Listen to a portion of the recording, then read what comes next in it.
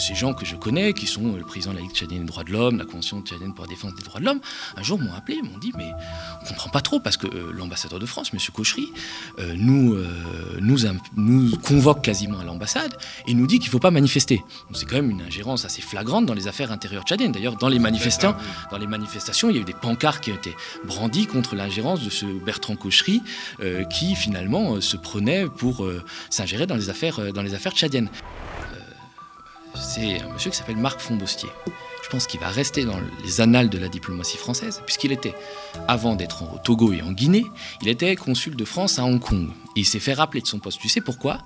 Parce qu'il avait piqué 2 bouteilles de vin des Grands Crus dans une soirée de la haute société, il les avait planquées dans son pantalon et il s'est débarré avec. Et il a fini par atterrir en Guinée, où il s'est accoquiné avec Alpha Condé, puis il a notamment fait tirer sur la foule, sur des manifestants, pour pouvoir modifier la Constitution et faire un 3e mandat qui lui permettrait de mourir au pouvoir. C'est vrai que la diplomatie des droits de l'homme a complètement disparu, la diplomatie culturelle, elle n'intéresse plus grand monde. Donc il reste nos intérêts économiques, c'est-à-dire on transforme nos ambassadeurs en super VRP de grands groupes français. Finalement, on a l'impression qu'ils servent plus les grands groupes français que la France. Nous allons maintenant passer à la deuxième partie de notre matinale. Je reçois sur ce plateau mon collègue et camarade Thomas Dietrich. Thomas qui a publié sur le site du Média TV une super enquête réservée aux abonnés. Un article de fond sur les scandales étouffés de la diplomatie française, plus précisément sur nos ambassadeurs en Afrique, présents ou passés, et sur les casseroles qu'ils traînent. Et il vient sur le plateau pour nous en parler, donner à ceux qui ne le sont pas encore l'envie de s'abonner, de pouvoir lire nos enquêtes qui sont appelés à se multiplier, nos enquêtes écrites, car le mediatv.fr est aussi un site pour l'écrit. Thomas publie cette compilation des scandales, magouilles et faits de corruption ou de mélange de genres, alors que l'ambassadeur de France au Mali vient d'être purement et simplement expulsé. Le Mali, c'est quand même un pays où l'armée française compte le plus grand contingent en dehors du territoire national. Certes, les raisons de la brouille entre Paris et Bamako vont au-delà du comportement d'un ambassadeur. Mais on peut considérer que si la France est aussi larguée à ce point, larguée en Afrique, c'est peut-être également parce que ces diplomates ne sont pas toujours à la hauteur. On regarde un petit magnéto pour commencer. Le gouvernement militaire de transition au Mali a demandé lundi à l'ambassadeur de France de quitter le pays. Selon un communiqué du gouvernement malien lu à la télévision d'État, l'ambassadeur français au Mali, Joël Meyer, a 72 heures pour quitter le territoire. L'ambassadeur de France à Bamako, son Excellence Joël Meyer, a été convoqué par le ministre des Affaires étrangères et de la coopération internationale qui lui a notifié la décision du gouvernement qui l'invite à quitter le territoire national dans un délai de 72 heures. Cette mesure fait suite aux propos hostiles et outragés du ministre français de l'Europe et des Affaires étrangères tenus récemment et à la récurrence de tels propos par les autorités françaises à l'égard des autorités maliennes, en dépit des protestations maintes fois élevées. Le gouvernement français n'a pas immédiatement réagi à cette expulsion qui intervient en temps de crise diplomatique entre le Mali et la France, seulement quelques jours après que les autorités maliennes ont demandé aux soldats danois de quitter le Mali. Aujourd'hui, la décision qui est prise ne mérite pas un commentaire qui consiste à dire on prend note, comme le fait le ministre des Affaires étrangères. Je pense qu'il faut immédiatement renvoyer évidemment l'ambassadeur du Mali, qui devrait déjà, au moment où on se parle, être dans l'avion. Je pense qu'il faut bloquer l'intégralité des avoirs des dirigeants maliens en France, qu'il faut d'ailleurs bloquer l'aide au développement à destination du Mali, et accessoirement qu'il faut bloquer l'intégralité des transferts de fonds financiers, y compris individuels, qui partent de France vers le Mali et qui représentent 12% du PIB du Mali.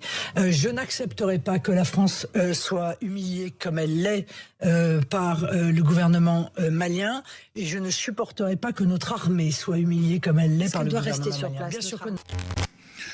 Salut Thomas. Salut Théophile. Ça va ? Ça va très bien et toi ? Ça va.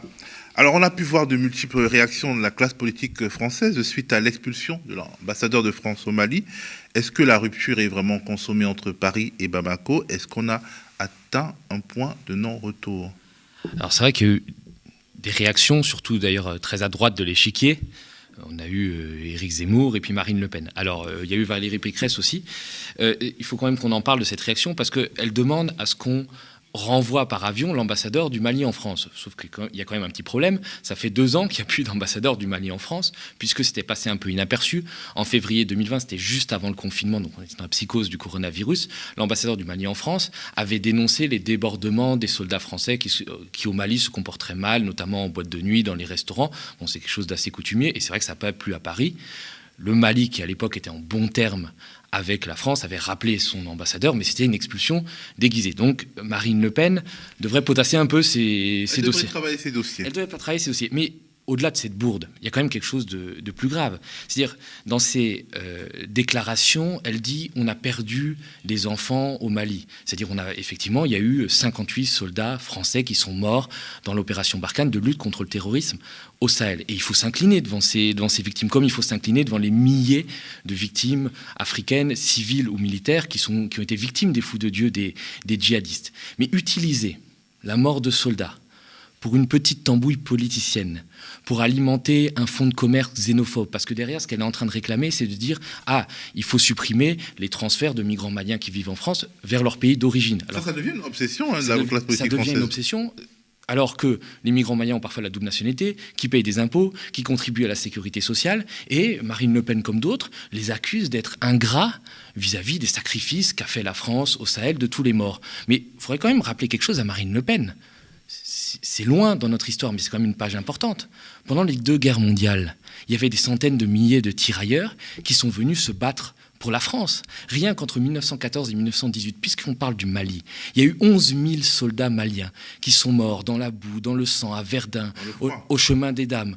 En 1939-1945, c'était des milliers, on disait tirailleurs sénégalais, mais c'était un terme générique. Il y avait des Camerounais, des Tchadiens, des Maliens, il y avait aussi des gens d'Afrique du Nord, des milliers de soldats qui ont répondu à l'appel du général de Gaulle, qui ont débarqué en Provence, qui se sont battus pour libérer la France du joug nazi. Et qu'est-ce que faisaient les amis de Madame Le Pen pendant ce temps-là? Ils étaient à Vichy, en train de pactiser avec l'occupant et se féliciter d'avoir mis des Juifs dans les trains pour les envoyer vers les camps de la mort. D'ailleurs, on se souvient que le Front National a quand même été cofondé par Pierre Bousquet, qui était un membre de la Waffen-SS et pendant la Seconde Guerre mondiale, qui se baladait en uniforme allemand.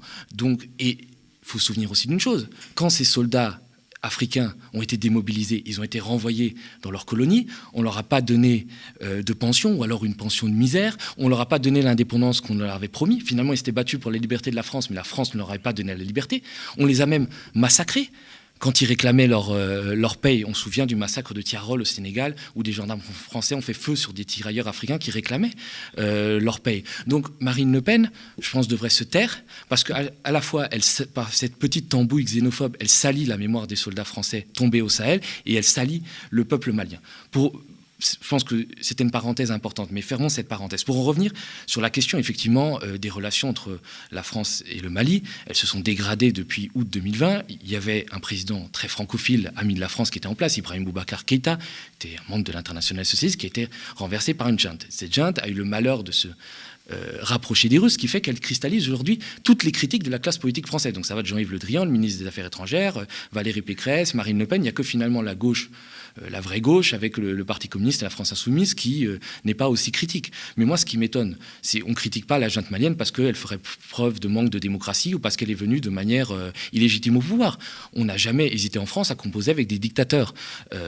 Moi, j'entends jamais, par exemple, Marine Le Pen ou Jean-Yves Le Drian critiquer le putsch qui s'est passé l'année dernière au Tchad, où le général Déby a remplacé le maréchal Déby en violation de la constitution tchadienne, mais là, on n'a rien dit parce que, évidemment... c'est nos copains. C'est nos copains, et il faut se souvenir qu'en 2017, Marine Le Pen était allée au Tchad dans un voyage un peu étrange, elle était allée jusqu'au village natal du président tchadien Idriss Déby. Pour quel motif, je ne sais pas trop, mais c'est vrai qu'il y a quand même ce 2 poids 2 mesures qui fait que les critiques de la France vis-à-vis de la junte au Mali sont complètement inaudibles. C'est vrai que la France monte le ton, le gouvernement français monte le ton, essaye de ramener le Mali finalement dans la chasse gardée france-africaine. Ils ont inspiré un train de sanctions très dur, pas seulement contre la junte malienne, mais contre la population malienne. Un embargo, une fermeture des frontières, des avoirs gelés qui font qu'on ne va plus pouvoir payer les fonctionnaires. Donc c'est la population qui va en pâtir. Évidemment, il y a eu des noms d'oiseaux qui ont volé de part et d'autre.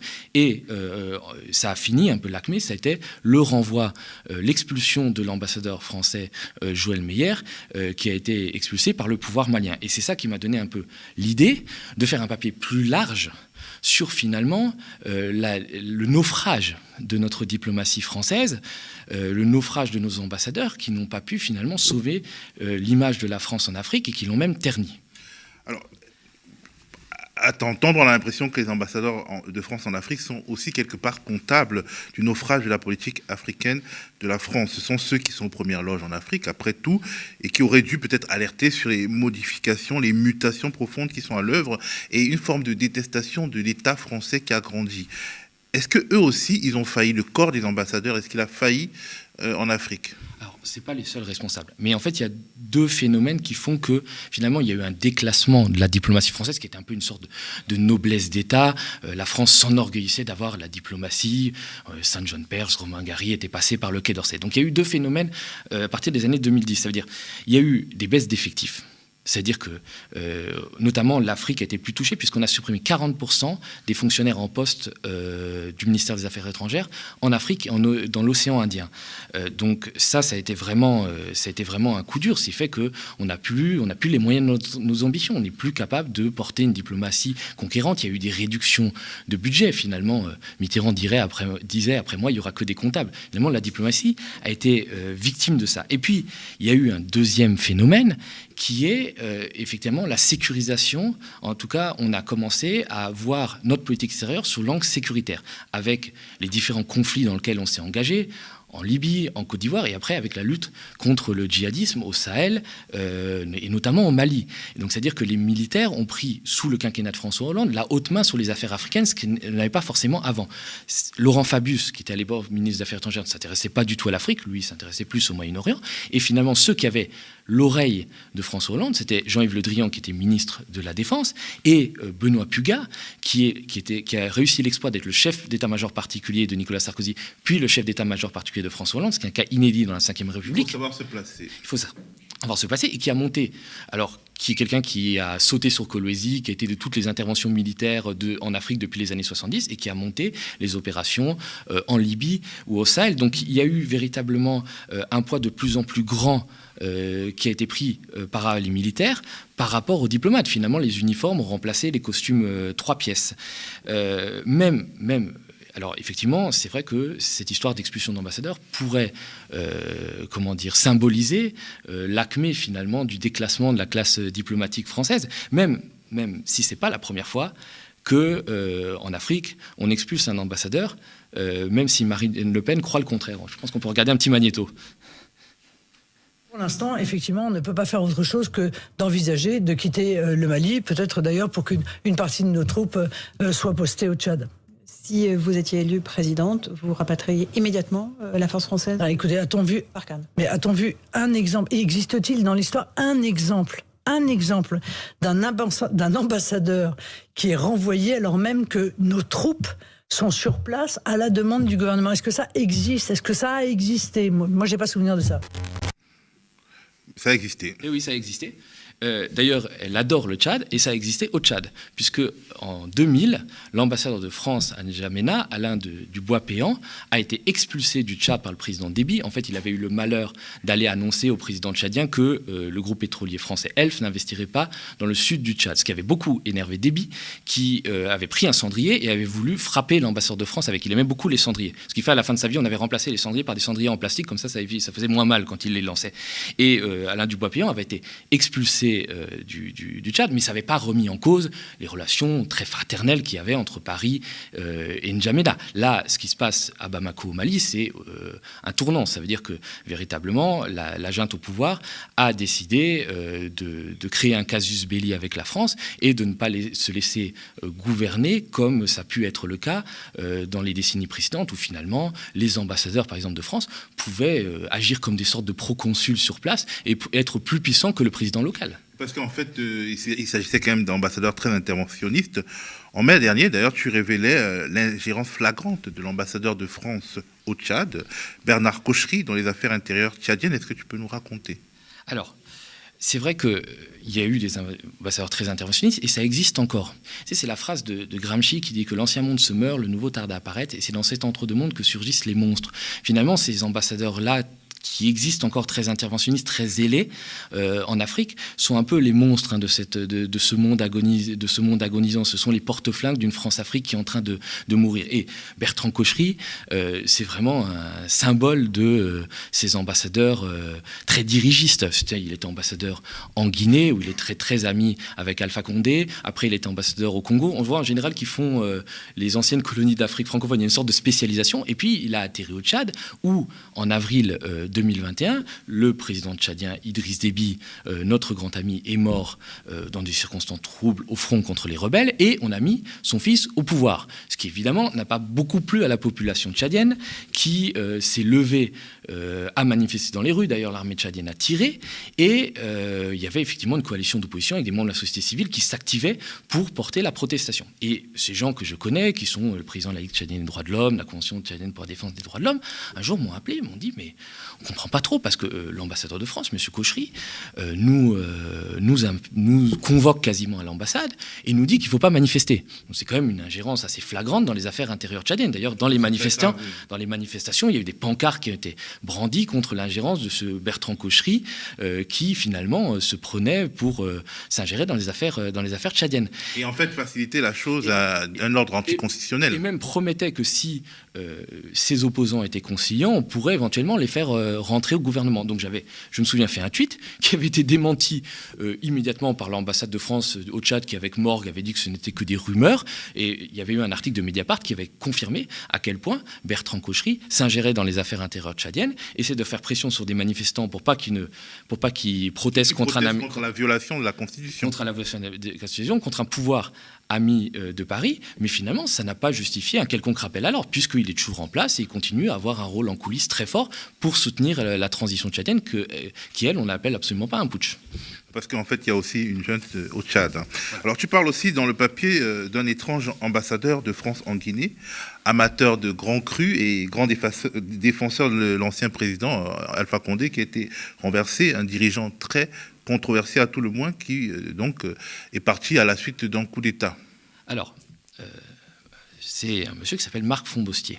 Je pense qu'il va rester dans les annales de la diplomatie française, puisqu'il était, avant d'être au Togo et en Guinée, il était consul de France à Hong Kong. Et il s'est fait rappeler de son poste. Tu sais pourquoi ? Parce qu'il avait piqué 2 bouteilles de vin des grands crus dans une soirée de la haute société, il les avait planquées dans son pantalon et s'était barré avec. Alors on paye mal nos ambassadeurs. On paye évidemment très mal nos ambassadeurs. Donc le monsieur s'est fait pincer. Il a été rappelé à Paris, mais il n'a pas été placardisé, puisqu'il a quand même eu des postes qui restent des belles ambassades, parce que c'est quand même ce qu'on considère comme notre précaré africain. Et il a fini par atterrir en Guinée, où il s'est accoquiné avec Alpha Condé, qui était un ancien grand opposant, qui avait suscité beaucoup d'espoir à son arrivée au pouvoir, mais qui a très vite déçu, qui s'est mis à réprimer son peuple. Il a notamment fait tirer sur la foule, sur des manifestants, pour pouvoir modifier la Constitution et faire un 3e mandat qui lui permettrait de mourir au pouvoir. Et dans une intervention complètement lunaire devant le Sénat, cet ambassadeur de France en Guinée, Marc Fonbostier, défend complètement Alpha Condé, dit qu'il n'y a pas trop de violation de droits de l'homme, que ça s'améliore, et d'ailleurs que Alpha Condé est très francophile, qu'il rend beaucoup de services à la France, y compris de manière discrète, et il nous a rendu beaucoup de services au Mali. Et là, en lisant ça, ce truc-là était passé complètement inaperçu, complètement sous le radar. Je me suis un peu intrigué. Parce qu'effectivement, on sait qu'en 2020, la France a soutenu bec et ongle le président malien Ibrahim Boubacar Keïta, qui était menacé par la rue, parce qu'il était considéré comme un roi fainéant, il était considéré comme étant corrompu, comme étant mal élu. Donc il y a une large frange de la population malienne qui s'est révoltée contre lui et qui voulait le faire tomber. Et la France faisait tout pour qu'il soit maintenu au pouvoir. Et je me souviens, moi j'étais au Mali au moment, les jours précédant le coup d'État et le coup d'État, il y avait des opposants maliens qui me racontaient qu'Alpha Condé les appelait et leur disait, écoute, je t'envoie un peu d'argent si tu arrêtes de manifester. Donc est-ce que c'est ce genre de service dont parlait Marc Fonbostier, qui justifiait une sorte de reconnaissance éternelle de cet ambassadeur de France en Guinée au président guinéen, qui par ailleurs était un dictateur? On peut se le demander, mais ça montre bien toutes les compromissions, toutes les bases besognes à laquelle peuvent se livrer ce genre d'ambassadeurs. Mais le problème, c'est qu'en général, à la fin, il bénéficie d'une belle promotion. Alors on a l'impression qu'aujourd'hui, la diplomatie économique a pris le pas sur les droits humains, sur les principes. Les ambassadeurs défendent bec et ongle les intérêts des grands groupes français, des grandes multinationales françaises qui font de gros bénéfices en Afrique et qui souvent d'ailleurs ne payent pas très bien leurs impôts. Alors, c'est vrai que la diplomatie des droits de l'homme a complètement disparu, la diplomatie culturelle, elle n'intéresse plus grand monde. Donc il reste nos intérêts économiques, c'est-à-dire on transforme nos ambassadeurs en super VRP de grands groupes français. Finalement, on a l'impression qu'ils servent plus les groupes français, les grands groupes français, que la France. Et il y a notamment un exemple, il y avait eu un reportage du média de Rémi Kenzo Pagès de l'ambassadeur de France en Ouganda, qui est le camarade de promotion de Macron à l'ENA, qui s'appelle Jules Armand Agnambosso, qui a été président du Conseil présidentiel pour l'Afrique, qui était une sorte de comité que Macron avait mis en place, qui s'est révélé être un repère d'affairistes complètement échevelé. Et ce monsieur Agnambosso, en fait, est en Ouganda pour favoriser les desseins de Total, qui a décidé de faire un gigantesque projet pétrolier via un pipeline qui va exproprier 100 000 personnes, via des forages qui vont détruire des réserves naturelles. Et Agnambosso fait le service après-vente. On a eu ça, par exemple, aussi au Mali et en Côte d'Ivoire, où il y avait un ambassadeur qui s'appelait Jules Berson, qui était un ancien de Saint-Cyr, qui est un peu le symbole de ces nouveaux diplomates en treillis, à un moment que la diplomatie française a fait monter. D'ailleurs, il a été mis d'office à la retraite il y a 1 ou 2 ans pour des violences sexuelles. Et ce monsieur-là favorisait les entreprises françaises. Il a favorisé, par exemple, l'obtention du marché de confection de passeports maliens par une entreprise française bretonne, Auberture. Quand on sait que Jean-Yves Le Drian est breton et favorise beaucoup les entreprises bretonnes, ça peut prêter à confusion. On sait que, par exemple, quand il était en Côte d'Ivoire, il a beaucoup favorisé, par exemple, Bouygues, qui a eu un gros marché de plus d'1 milliard d'euros pour construire le métro d'Abidjan. D'ailleurs, c'est ces fameux contrats de désendettement et de développement où on fait semblant de supprimer de la dette, mais en échange, on doit donner des contrats à des grosses entreprises françaises. Donc finalement, tout ça, mirobolants. Tout ça, c'est des contrats mirobolants. Donc finalement, ces ambassadeurs-là sont un peu vraiment des envoyés des grands groupes français, et on a l'impression qu'ils défendent plus ce que devrait être la France, ce que disait Malraux, une figure secourable pour tous les hommes. Et du coup, en fait, ils collent au pouvoir de ces pays parce qu'ils veulent obtenir des avantages pour ces entreprises. Alors certains ambassadeurs de France finissent carrément par se reconvertir dans le privé et par faire des affaires, et ce qui n'est pas très déontologique. Finalement, on se sert avant de servir la France. Il y a un exemple qui est quand même assez flagrant, c'est, vous connaissez mieux que moi, le fameux ambassadeur de France en Côte d'Ivoire, Jean-Marc Simon, qui d'ailleurs été aussi ambassadeur de France au Nigeria, qui au début des années 2000 avait accueilli un stagiaire de l'ENA très prometteur qui s'appelait Emmanuel Macron.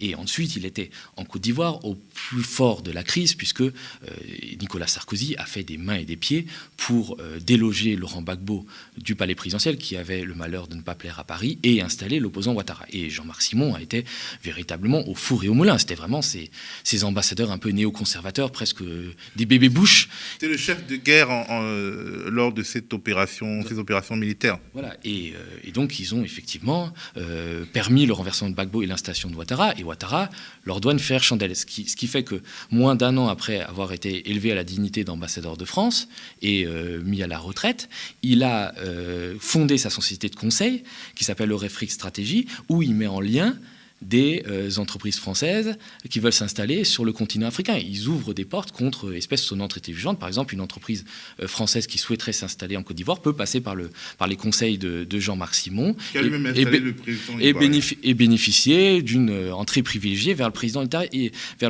ivoirien Alassane Ouattara. Donc on a eu ça. On a eu par exemple un ancien attaché de défense militaire en Centrafrique qui s'appelle colonel Marconnet, qui dès qu'il est sorti du service, en fait, s'est reconverti dans le privé et a fondé en Centrafrique la plus grosse société de sécurité privée de gardiennage, Powers, qui était le premier employeur du pays avec 3500 employés et qui a raflé tous les marchés de gardiennage et de sécurité de l'Union européenne, des Nations Unies et des grands groupes. Donc finalement, ces passages en ambassade pour des ambassadeurs permettent de faire fructifier un carnet d'adresses et ensuite de le réutiliser à des fins lucratives. Et ce qui est absolument pas déontologique, par exemple, Jean-Marc Simon aurait dû attendre 3 ans parce qu'il y a un délai entre le moment où il a quitté la Côte d'Ivoire et le moment où il est revenu faire des affaires, et ce délai n'a absolument pas été respecté. Et rien ne s'est passé. Alors, dans ton enquête, tu racontes aussi les dérives de certains ambassadeurs qui sont complètement en roue libre, qui commettent des délits bien peu compatibles avec leur fonction et l'éthique diplomatique, comme en Centrafrique, avec un personnage pour le moins étonnant. Raconte-nous, Thomas.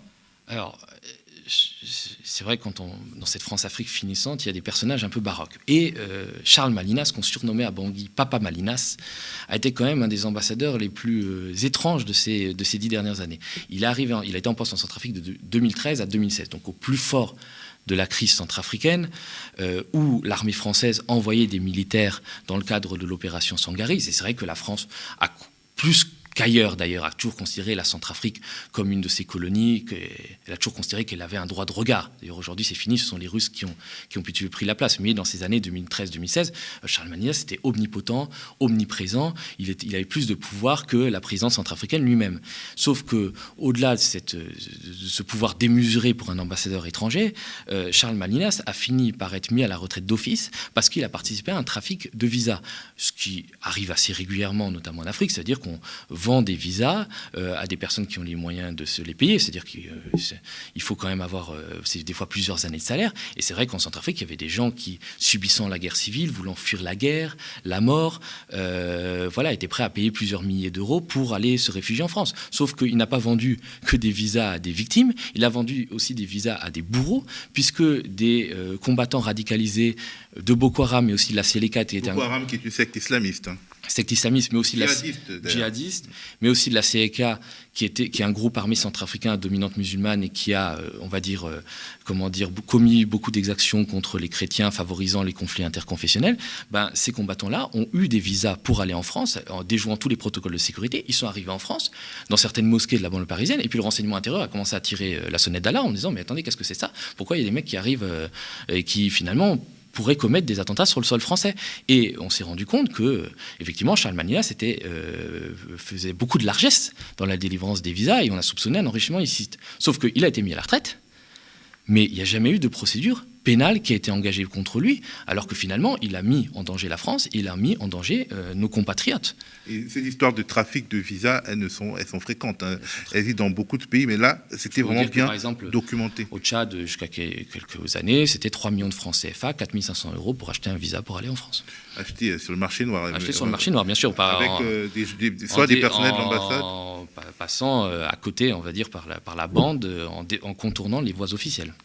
Alors ça peut aller même très loin, puisque tu as révélé qu'un ambassadeur français au Tchad avait probablement couvert l'assassinat d'un opposant local dont on commémore aujourd'hui, d'ailleurs le 3 février, les 14 ans de la disparition. Est-ce que tu peux nous raconter cette terrible histoire que ceux qui s'intéressent vraiment à l'Afrique parmi ceux qui nous regardent connaissent, parce qu'on en a déjà parlé ici, l'affaire Ibni. On a beaucoup parlé ici et on en a beaucoup parlé, parce que Ibni Omar Mamad Saleh, qui était un opposant tchadien, c'était un grand homme. C'était un mathématicien, il était professeur de mathématiques à l'université d'Orléans, et puis c'était un homme de paix. Dans un Tchad qui avait toujours été ravagé par la guerre, il disait nous condamnons la prise du pouvoir par les armes, mais nous condamnons aussi sa confiscation par les armes. Lui, il ne voulait pas rentrer dans ce cycle un peu de violence où on créait des rébellions. Donc c'était un homme droit. Et pas dans l'ethnicité aussi. Et pas dans l'ethnicité. Et ce qui s'est passé, c'est que le 2 février 2008, il y a eu une attaque rebelle sur N'Djamena. À l'époque, Idriss Déby le président tchadien était un peu en froid avec Nicolas Sarkozy. Ils ne s'entendaient pas très bien, donc Nicolas Sarkozy avait refusé que les avions français qui étaient en poste à N'Djamena aillent bombarder les rebelles. Et donc il avait laissé Idriss Déby un peu livré à son sort, les rebelles entouraient le palais, et là entre en scène l'ambassadeur de France à N'Djamena, qui s'appelle Bruno Fouché, qui vient de la DGSE, c'est son premier poste d'ambassadeur. Et alors que les rebelles entourent le palais, moi j'ai pu consulter des télégrammes diplomatiques où il dit oui, mais en fait les rebelles sont défaits, ils travaillent sur le fleuve à la nage, ils fuient sur des motos, donc tout va bien. Et il envoie ce télégramme à Paris, pouvant peut-être influencer Nicolas Sarkozy, parce que dans la nuit qui a suivi, Nicolas Sarkozy a pris le parti de soutenir Idriss Déby contre les rebelles, a envoyé notamment des militaires qui sont partis de Libreville, qui sont arrivés à N'Djamena, a fait en sorte que les rebelles soient bombardés par des hélicoptères de mercenaires, mais qui étaient dirigés depuis l'aéroport tenu par les Français. Donc finalement, on se demandait si ce Bruno Fouché-là, pour qui il roulait ? Est-ce qu'il roulait pour la France ou est-ce qu'il roulait pour Idriss Déby ? Et les rebelles se replient de N'Djamena et Idriss Déby décide de se venger. Et il envoie un commando arrêter 3 opposants, dont Ibni Omar, qui n'ont rien à voir avec les rebelles. Et parmi eux se trouve Ibni Omar Mamad Saleh. Il l'emmène. On n'a jamais su ce qu'il est devenu officiellement, mais d'après les télégrammes diplomatiques et les notes confidentielles de la DGSE que j'ai pu consulter, les témoignages que j'ai pu recueillir, on sait qu'il est mort des suites de torture dans la nuit qui a suivi. Et Bruno Fouché était informé de ça. Et quand la presse, quelques jours plus tard, lui pose la question, lui dit « Mais est-ce que vous savez ce que sont devenus les 3 opposants ?» Bruno Fouché répond « Ah non, on ne sait pas. On ne sait pas et on se renseigne. Mais par contre, on sait qu'ils ont eu des collusions avec les rebelles. » Ce qui était absolument faux. Donc il couvre le crime. Il justifie ce qui s'est passé. Et jamais, encore une fois, même s'il y a eu une procédure judiciaire qui a été ouverte en France pour l'assassinat d'Ibn Mohamed Saleh, jamais il n'a été inquiété par la justice. Il y a même eu une mise en scène assez grotesque et qui montre toute la déliquescence de la France-Afrique et toutes les bassesses dont sont capables certaines personnes finalement pour défendre les intérêts de la France ou en tout cas la raison d'État. À un moment, Nicolas Sarkozy se rend à N'Djamena. Un mois après la disparition de l'opposant, il y a une vraie mobilisation internationale puisque c'était un professeur de mathématiques, c'était quelqu'un qui avait beaucoup de réseaux. Donc Nicolas Sarkozy part à N'Djamena en proclamant, en disant oui, je vais faire toute la lumière sur son sort. Et notamment, je vais rencontrer la femme d'Ibn Omar Mohamed Saleh. Et l'épouse d'Ibn Omar Mohamed Saleh refuse. Donc là, l'ambassadeur de France, tout le monde est embêté. Est-ce que l'ambassadeur de France, Bruno Fouché, va monter une mystification en faisant passer la sœur de l'épouse d'Ibn Mohamed Saleh pour l'épouse? Cette sœur-là qui était beaucoup plus accommodante. On a organisé une fausse rencontre entre Carla Bruni, qui était l'épouse de Nicolas Sarkozy, et une dame qu'on a fait passer pour l'épouse d'Ibn Mohamed Saleh, de manière à faire croire que finalement la famille d'Ibn Mohamed Saleh faisait confiance à la France pour faire toute la lumière sur le sort de cet opposant, alors que finalement on avait couvert le crime. Donc ça va finalement très loin. Couvert et justifier le crime. C'est terrible. Finalement, est-ce qu'il n'y a rien à sauver pour les ambassadeurs français en Afrique? Sont-ils finalement, à l'image de Jean-Yves Le Drian, complètement dépassés, nostalgiques d'une période où ils pouvaient encore maintenir l'Afrique sous une forme de tutelle?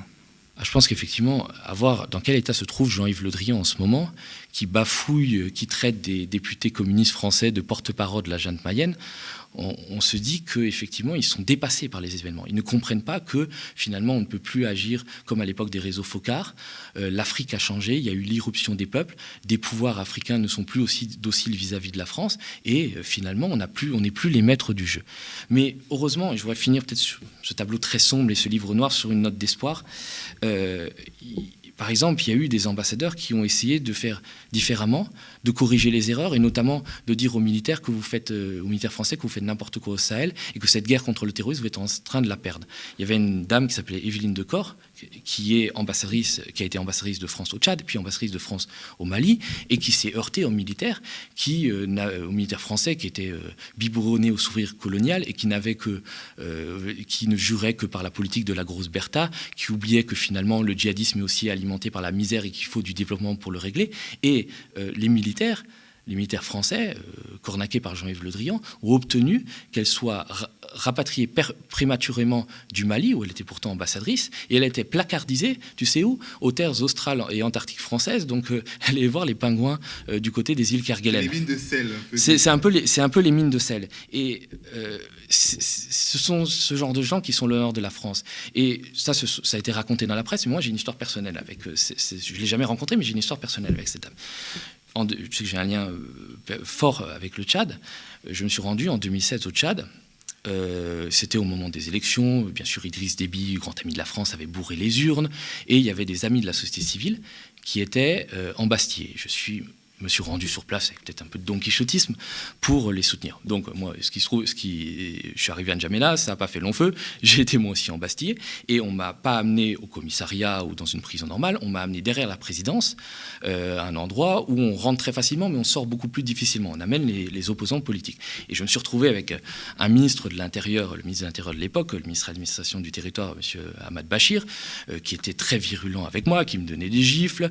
En plus, il était dans un état second, il buvait un peu de whisky, après il allait prier, il revenait, il buvait un peu de whisky, enfin tout ça était très étrange, il prenait des photos de moi menottées, et il a eu une discussion, puisqu'à un moment, l'ambassadrice de France, Evelyne Decor, l'a appelé. Moi, j'avais rien demandé, puisque j'étais parti, j'essaie d'avoir un peu de cohérence, c'est-à-dire on ne va pas critiquer la France-Afrique et au premier problème, aller se réfugier dans une ambassade de France. Mais Evelyne Decor l'a appelé, et pendant 30 minutes, elle a essayé de le convaincre de m'expulser et de pas m'envoyer 6 pieds sous terre. Alors que peut-être elle devait se dire, mais c'est quoi ce petit Français, ce gauchiste illuminé qui vient en Afrique, qui vient au Tchad, on a déjà suffisamment de problèmes en ce moment, mais elle s'est battue pour que j'ai la vie sauve. Et je lui dois, en partie le fait qu'on puisse se parler aujourd'hui. Et je suis revenu après en France et je lui ai envoyé un mail pour la remercier. Et elle m'a dit une chose qui m'a beaucoup marqué. Elle m'a dit, remerciez pas, j'ai fait simplement ce que tout ambassadeur de France doit faire. Et c'est ça, et c'est au service de la France. Et c'est ça que devraient être nos diplomates en Afrique. Et malheureusement, ça fait longtemps que la majorité ont délaissé cette grandeur d'âme et cette capacité de détachement au profit de vils intérêts.